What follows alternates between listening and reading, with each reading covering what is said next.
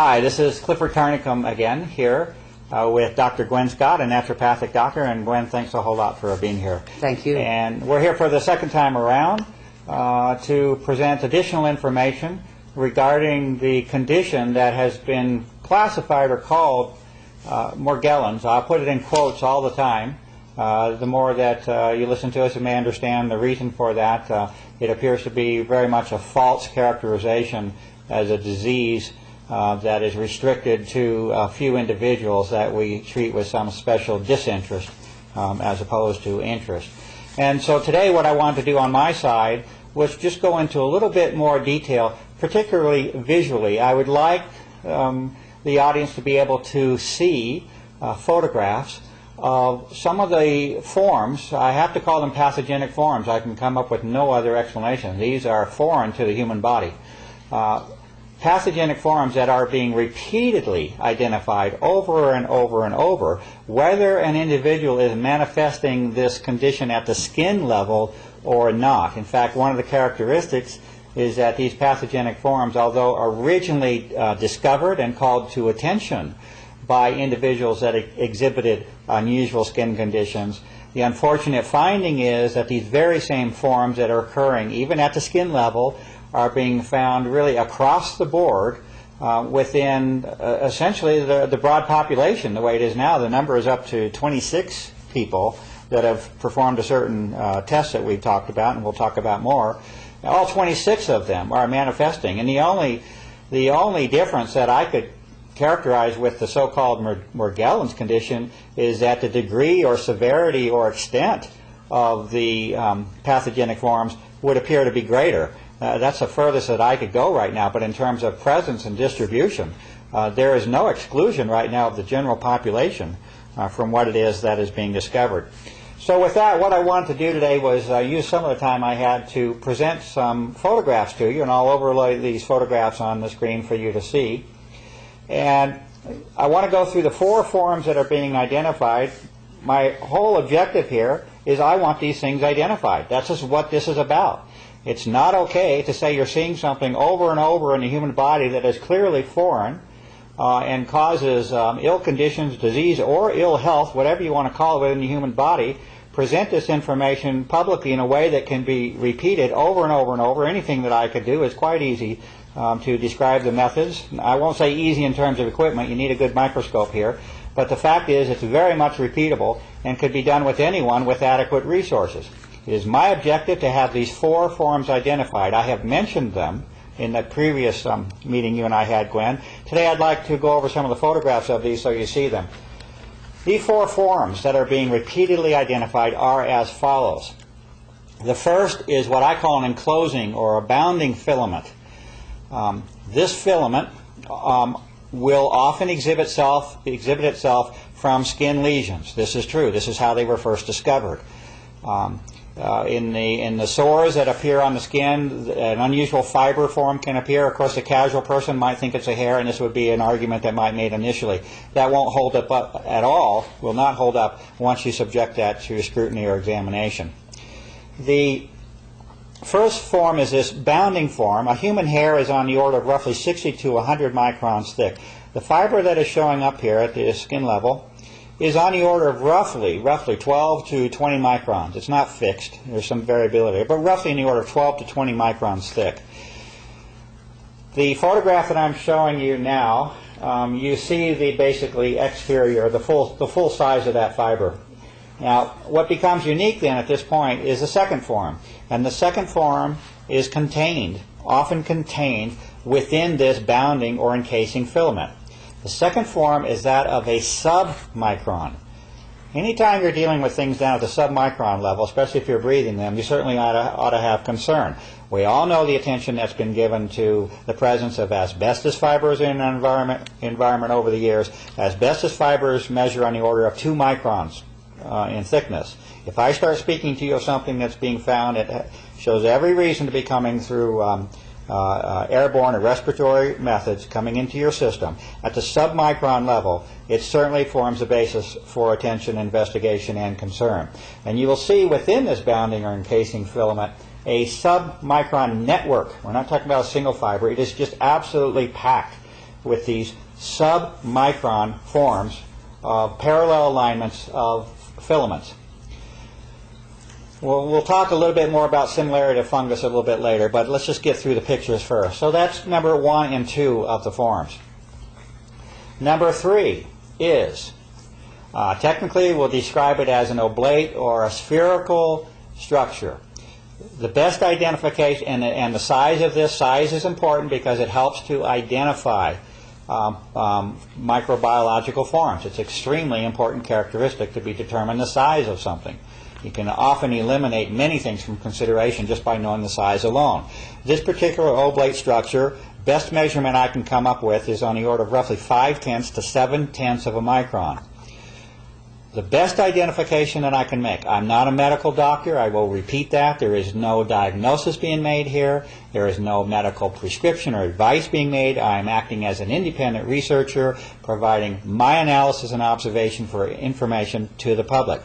But the best identification I can make of this form is consideration of what is called chlamydia pneumonia, which is a rather exotic bacterial form. I am not saying this is chlamydia pneumonia.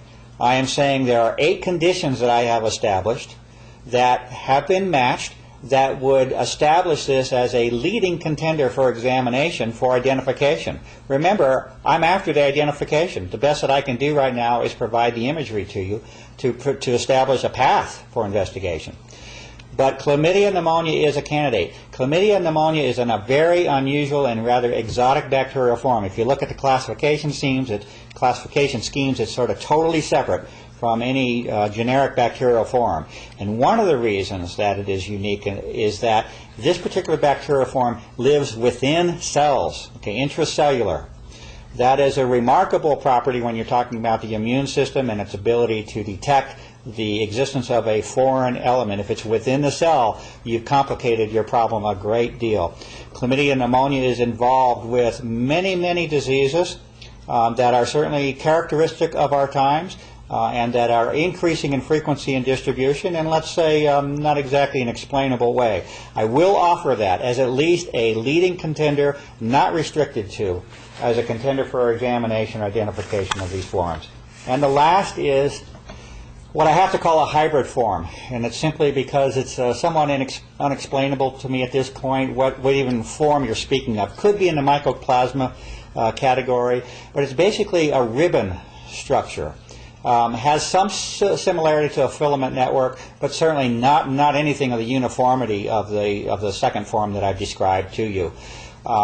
And this particular form will exist also repeatedly within the blood samples that are being done. It's also true that these 4 forms are showing themselves across all major systems of the body. This is not something we're talking about that's restricted to a skin fiber.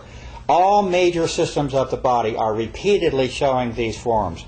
This includes the hair, the skin, the digestive system, the urinary system, saliva, ear. It is across the board throughout the human body that these forms are being found. The second important point here, that is the 4 forms that exist. The second point to make that's very important in this would be the link with the aerosol issue. And that is that there is, as of now, a rather direct physical link that has been established between these same forms that I have just itemized for you that are being found in biological samples. There is an exact match with respect to form, size, shape, structure with environmental samples that have been repeatedly identified again over the past 10 years. One of those samples in particular being sent to the United States Environmental Protection Agency for identification on behalf of the public welfare. The subsequent refusal of that agency to identify that material, let alone even acknowledge its existence. And of these 4 forms, 3 of them have crossed over directly into the environmental airborne filament form. You have that encasing filament, you have the submicron network, and you have the what appears to be similar to a bacterial form within that airborne environmental sample. So this is where a sufficient link and basis has been established for a connection between the environmental contaminants that we have been subject to in the aerosol operation and the subsequent manifestation in the biological form. The last one, and we'll come back maybe at the end, but I'm also going to put a photograph here of a dental sample that you and I have talked about at rather great length, at least between us, involving a test, and it is a test. It is not a cure for anything, but it is a test that many people may wish to perform, involving the use of red wine and or negotiably peroxide. We'll talk about that maybe a little bit more, but certainly the original foundation was discovered by Dr. Scott, Gwen Scott, using wine, red wine, a deep dark red wine alone. And we can consider that somewhat of a gift at this point, but again, it is not a cure. We'll talk about that more at the end on your side, since you're the one that discovered that. I have a couple more points I'd like to make today. The second one has to do with a conference that has been recently held. Apparently this conference was titled the First Morgellons Annual Conference, if I have that right, held fairly recently. The conference appears to have called together serious researchers and to give, let's say, credibility to the issue of this emerging and or now pervasive condition. And it may be just that. It may be a first professional organization and presentation of information at that level. That's fine. On the same token, however, I'd like to at least, let's say, make the audience aware that we might want to monitor how information regarding the subject is presented to the public, especially being alert for information that is inconsistent, which has been established by independent means. One comment in particular that came out of this conference that caught my attention was coverage by a CBS affiliate. They went there on television there and covered this, and said that they were the only television station to cover this event. They put a big headline on their television presentation that said, you know, this Morgellons condition, it may be that as many as 14,000 people across the world may have this condition, and presented in somewhat of an astounding fashion. Unfortunately, the work that Gwen and I have both worked on now for really several years, but especially over the past several months with, let's say, greater intensity, the unfortunate finding here is that the evidence and information indicates that we are speaking of something that is of much broader distribution than you can imagine, that mentioning 14,000 people as containing certain conditions is absolutely ludicrous from what I can see, and that the audience should seriously consider that the extent of what we are speaking of here may easily involve billions of people, and this is not an exaggeration. The majority of the population of the world may be under consideration here, and it is not fair in any way for any conference that is fairly considering the information to restrict this as some segregated group of unusual people that have something that we can push off for another 2 years as the CDC is trying to do. Third comment would be, well, actually I've made this point strong enough already at this point, and that is the tie-in between what is being found biologically, manifesting in the body, and that of an environmental sample. I think I've made that point strong enough for today. The last comment would be that this information that has been presented publicly, open view under the microscope with the best resources I have, has now been out there close to a year and a half. The first photographs of these unusual forms came out now close to a year and a half ago. To think that we're at the point that a year and a half later, with now rather intense work over the last several months, of presenting repeatable images that show very unusual forms, which appear by all means to be pathogenic, and to not have those forms positively identified is absolutely atrocious. There is no excuse for this whatsoever, and it is one of my primary objectives at this point. We'll go further later on, but at this point there's absolutely no excuse for having these 4 specific forms. This is a minimum. 4 specific forms identified as to nature and function.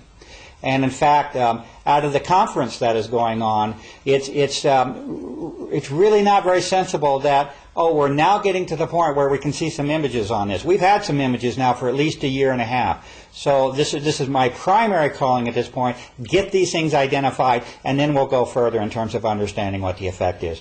And with that, and the last thing was that there has been no suitable identification thus far. It's totally void, basically, of clarity, and definition.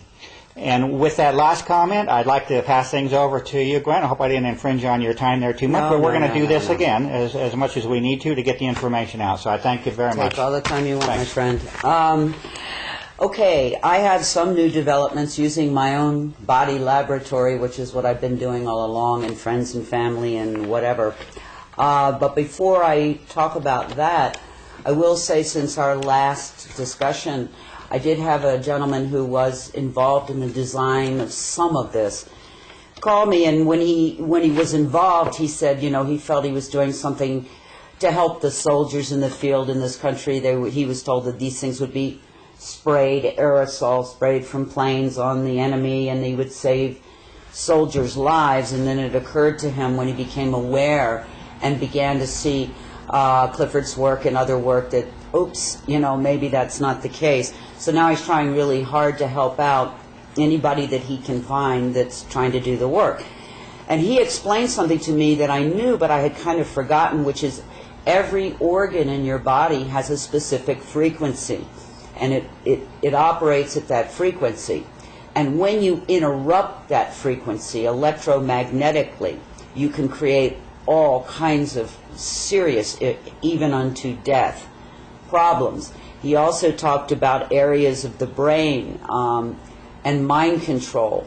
And as Orwellian as that may seem, apparently scientifically it's very real. And we know from Clifford's work for years now the electromagnetic properties of what's happening in our air supply as a result of the aerosol spraying and the manipulation of that. Beyond that, he talked about and confirmed to me the heavy metals, the barium, the titanium, the aluminum, none of which, trust me, are good for the human. The fibers, he felt that the fibers were metallic in nature. He talked about the biological. He said all of it has been altered. Some of it, and Clifford alluded to it earlier, can kind of escape your immune system, cloak itself in one form or another. Again, the electromagnetics, and also the lack of oxygen, the displacement of oxygen. And Clifford talked about that at the beginning of his work, that the more you displace or rid oxygen out of the air supply with particulates, it could be cornflakes, it doesn't matter, mortality rates go up concurrently.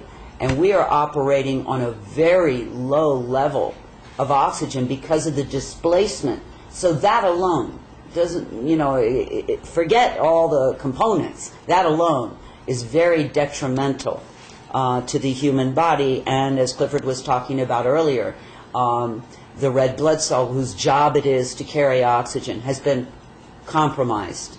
So it's actually pretty amazing that any of us are walking and talking. An article was brought to me, done by a research doctor in the 50s, talking about a condition called dysbiosis, which is fungal overgrowth in the human body, and what happens to the body, to the organs, to the person as that fungus, which is very aggressive, and in those days probably just candida, overtakes the human body, and the resulting nanobacterias, on and on and on, that come out of that kind of circumstance, which he blamed primarily on the use of antibiotics. I'm seeing, I believe, something very similar to that, where people literally fail because the fungus overtakes. I do have a friend who's a surgeon who told me they have opened people up now in operating rooms and closed them back up because their organs are so covered with this fungal matter they can't find the organs. So I feel assured that's at least a component. With that in mind, folks, fungus does not do well if you don't feed it sugar, and I know that's hard news for a lot of people who love their sweets, but fungus cannot survive in a sugar-free environment, or at least average fungus, we don't know. But it would be something to consider to try to eliminate all sweets. If you can't do a little raw honey, that would be the best option. But sugar feeds this problem, so something to think about. And again, I am a naturopathic doctor, but most states do not license me. And that means I cannot diagnose, nor can I prescribe. What I'm doing here is informing you, which I am allowed to do. Educate and inform through empirical observation of self and people that I have worked with. But I am not. You need to find a good, enlightened practitioner. Feel free to share any and all information that I'm sharing with you with the practitioner, either her or him, and work together that way with a professional. I wouldn't try to cowboy this circumstance. I've done it, and I've brought myself right to the ragged edge of the great beyond. So don't do that. I'm trying to run ahead, and I'm slamming myself pretty hard with a lot of different things to see what's in here, to see how I can help mitigate the process for other people. As Clifford said, and I do believe he's right, pretty much everybody I know has some form of involvement, and it can be very easily determined through blood sample, the wine spit test, where you just rinse your mouth with deep red wine and spit. So that said, when you begin to follow Herring's law of cure, which is brilliant, top to bottom, into, out, cure, into, out, and in the reverse order in which it came in, you begin to demonstrate on a topical level. And I've had a lot of people get in touch with me with these horrible rashes, itchy, burning, stinging like glass shards. And I'm very familiar with that. I'm currently dealing with it because I've been pushing very, very hard. And I will tell you, I have found something that helps mitigate it dramatically. But before I go further, it occurred to me today, why I don't know, to get the black light out and look at, because it seemed it was pretty shiny, all this rash. And sure enough, it's luminescent. So there is a luminescent material, either plastic, some people have suggested silicone, that is integrated into this whole system with the fibers and perhaps the bacteria and fungus and all of this that's presenting itself pretty much all over my body now as a rash, a very painful rash. So it's fluorescent. Go figure. Not normal to the human body. People, I did talk about this in my paper, black light with the pupils. Be very careful with your eyes. You don't want to do that with a black light for very long at all because you can burn your retina. But you can see very quickly if your pupils are luminescent. I haven't found a human yet that it isn't true. On CNN, very quickly, some of this came to light with Anderson Cooper. He did a series called Planet in Peril. And in that he had his blood tested. And very surprising to him and everyone else is he came back with very high plastic. And they sort of dismissed that as, oh, microwaving with plastic and all of that. Well, I can promise you I do not microwave, period, plastic or no plastic. Very careful. I store most of my food in glass, and I can go on and on. So, and I've been driving and had huge globs of clear liquid hit my windshield, and you try to wash it off and it smears, smears, smears. So I have a pretty good idea, I think, of where that might be coming from. I will get to the mitigation of the rash, but I do want to say I've noticed that a lot of people in their 40s, 50s, and 60s now need joint replacement, knees, hips, even a thumb, I heard, and shoulder. I thought, what's going on here? These are fairly healthy people, have not abused, they're not marathon runners, they haven't, repeated trauma. Why is everybody needing this? A friend made a joke, the 60's the new 80. Not very funny. And I'm beginning to understand, because in this last big push of pushing these pathogens out of my system, they first came out in hordes, elbows, knees, ankles, in other words, hips, joints. And I can't help but think, I have no proof, but they were residing in those areas and perhaps causing me a lot of problem and maybe the degradation of those joints. It certainly doesn't have to do with, are you taking a calcium supplement? Believe me, calcium does not even go into cartilage, so neither does blood. So it's something getting into the cartilage, maybe the synovial fluids, and compromising those systems. Best out, best to get these things out. Some things I have found helpful. We'll get to the helpful part here. Full spectrum digestive enzymes seem to be very helpful because a lot of people are having gastrointestinal concerns. So your local health store should have full spectrum digestive enzymes. Again, please avoid all sugar, and you probably want to add in garlic is an excellent antifungal. Well, garlic's full spectrum, antibacterial, antifungal. It's really good if you can find those things and hit everybody at once. Garlic, Pal d'Arco tea and capsules I found very helpful. There is a company called Herbs Etc. I mentioned in my paper on Clifford's site that makes a couple of extracts that I found very helpful. And to mitigate the rash, believe it or not, I went into Walgreens and there was a lovely young woman in there. And she said, she knows I'm a naturopath, I have a new cream from Israel and it's all natural and it's wonderful. And this is what it's called. It's called Yes to Carrots. Now, I don't have any financial connection with this whatsoever or any product I ever talk about. Okay, let's just get that straight. And it's called Yes to Carrots, and it's a cream. And that day my arm was on fire. I felt like I was strapped on a mound of fire ants. And I put it on, and it will sting. It stung for about 30 seconds. But then everything went quiet, and it was truly blessed relief. And I guess that's 5 or 6 days ago. And I've found a great deal of relief with the rash, the attending rash, with this product. I've tried many, many other things, and this did the best job. And finally, there was a gentleman who emailed Clifford saying, look, I'm an alcoholic, I'm a recovering alcoholic, I can't put the red wine in my mouth and swish it around. Is there anything else to do? And I thought, gosh, I wish I thought of that, and I apologized. Oh, this is my pal, Gabriel, bringing some love to the proceedings. Anyway, I thought about it, and I don't know if the alcohol has that much significance. It might be the tannin in the grape. It could be the resveratrol in the skin of the grape. I'm not sure. But it might be worth it to try purple grape juice. Now, between now and the next time we meet, I will get some purple grape juice and give it a shot. But for those who are alcohol restricted, it's at least a thought to try that. I'm sorry I didn't think of that before. But you could try some purple grape juice for the mouth swishing and see if that helps. And I'll do it myself and then talk about it next time. So in closing, as hard as it may be, it's really true, better out than in.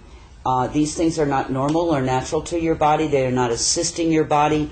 And I have a feeling there's a laundry list of ways that these things are harming us in ways that we cannot even begin to understand. So the process at this point has been difficult and painful for me, and I'm trying to get ahead of it so that when people do start to cleanse themselves of that which does not belong in the human body, that I can have found some mitigating things to make it less painful, less difficult. I pray that there's something that we could do and there'd be no pain or problem. I'm not sure that's achievable, but at least to knock it down where the average person could deal with this cleansing of the unknowns, fibers, and Lord mercy, out of the body. And if you read my paper, I do make suggestions about my own journey to this point in time. Gwen, I wanted to thank you for all that work that you're doing. I hope that people do realize the contributions that have been made here by Gwen on trying to get methods that are accessible to us, accessible and affordable to us, and there's a great deal that is to be appreciated. You know, in our closing, just a couple comments I wanted to make. One with respect to the fungal question. It's an interesting question to me because I have to go by identification and try to use the conventional forms, conventional resources, even though there is strong reason to believe that we're dealing with things that are unconventional and not in the standard books. But nevertheless, this question of the fungus has been there for some time. And even though it is true, I cannot, particularly this submicron filament form, although I cannot attach it at this point to any conventional or known fungal form, it's still, nevertheless, in terms of if we look at the behavior and characteristics and style of this form, it certainly has many characteristics that would be aligned with the fungal characteristics. We don't know the final answer, but we know we're coming from different sides. But we're trying to merge this information over time, and I'm amazed by the tenacity and persistence of this material. It's been to the point now we're on the wine test, which I want to talk about in just a minute. The amount of material produced has actually been enough to clog up a sink. It's very unfortunate, but it's a fact that we're talking about a significant amount of material that can be seen. And with that, I wanted to reiterate the question of whether or not you would like to perform this test that Dr. Scott has established and discovered. And it is a test. It is not a cure at all. For those that are refusing to disclose this information because they're worried about liability, there is no concern on my side about presenting the factual truth, and especially if it's observable and repeatable. And this is a test that you have discovered and established, which leads one to ask for themselves and to answer the question for themselves as to whether or not the issue that we're speaking of is real. And I'm going to put a photograph up here at the end that shows the results of that test, and it's quite simple, using the wine as you described. People can look at the site or your paper, but it's basically gargling your mouth with a dark red wine. Again, controversial with the peroxide thing, whatever the mix is. But this is real physical material that we're speaking of. Which you have sampled and shown under a microscope. Repeatedly. This is not something that's anomalous at this stage. Right. We're up to 26 people that have voluntarily performed this test. Unfortunately, all 26 of them are showing the presence. And this is a question I ask to you. If you do not think that the general population, the broader population, is involved in this issue, I urge you to consider performing this test. If you do find that your gums and mouth expel any material, solid material of a fibrous or stringy network after you perform this test, I encourage you to start asking some very serious questions. What is the nature of that material? Why is it there? And then also you figure out how to get rid of it, and we've made some progress. And with that, I wanted to thank you very much, Gwen, for being here again, a second in a series, and I hope to continue. And we'll get the information out as best as we can. And thank you very much.